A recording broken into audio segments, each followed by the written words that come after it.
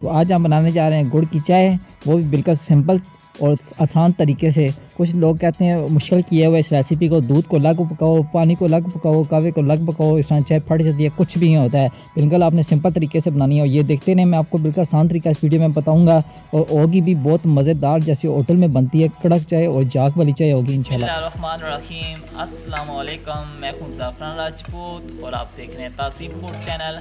अल्लाह ताला के फजल और रहमत और शुक्र के साथ आज की रेसिपी करते हैं शुरू। चलिए बिना टाइम वेस्ट किए चटाचट फटाफट अपनी रेसिपी करते हैं शुरू। 1 कप मैंने लिया है पानी और आधा कप मैंने लिया है दूध। दूध की क्वांटिटी कम रखनी है वरना बहुत गाढ़ी हो जाएगी और थिक हो जाएगी, बहुत हैवी हो जाएगी, इसलिए दूध कम रखना है। और इसके साथ मैंने लिए 1 टीस्पून मैंने लिए पत्ती और 40 ग्राम मैंने लिया गुड़, 1 टेबल स्पून के करीब होगा, और 2 दस मैंने सब्ज़ इलायची ली है और इनका मुंह खोल लिया है।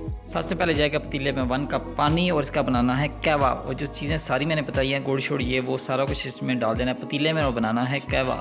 अभी हमने पानी को पकाना है अच्छी तरह, ये गुड़ जो है हमारा डिज़ोल्व हो जाए और इलायची के असरात अच्छी तरह निकल जाएँ और पानी में हल हो जाएँ, इतना हमने पकाना है। कहवे को पकाना है अच्छी तरह, 3-4 मिनट अच्छी तरह इसको पकाना है कहवे को।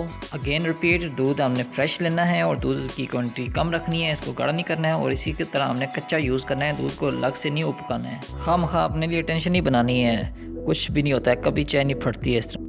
हमारे कहवे में उबाल आ चुका है, अभी इसको 3-4 मिनट अच्छी तरह पकाना है और इसका जो गुड़ डाला है वो डिज़ोल्व होना चाहिए। कहवा हमारा हो चुका है रेडी। अभी इसमें डालना है मिल्क, जो हमने कच्चा मिल्क रखा हुआ था इसमें डाल दिया है, इसको चूल्हे पे रखना है। अभी दोबारा इसको पकाना है अच्छी तरह और तेज़ आंच पे पकाना है।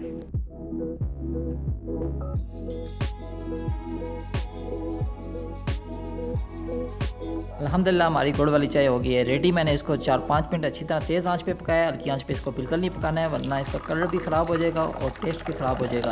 अभी इसको करना है प्याली में डाल रहा हूँ मैं, ये देखें माशाल्लाह कितना प्यारी लुक आई है और जाग बनी है इसकी। जाग वाली चाय और बिल्कुल रेस्टोरेंट ढाबे वाली चाय तैयार हो चुकी है, तो आप भी ज़रूर ट्राई कीजिएगा। आपको भी रेसिपी ये कैसी लगी आपने कमेंट्स में आपने लाजमी बताना है।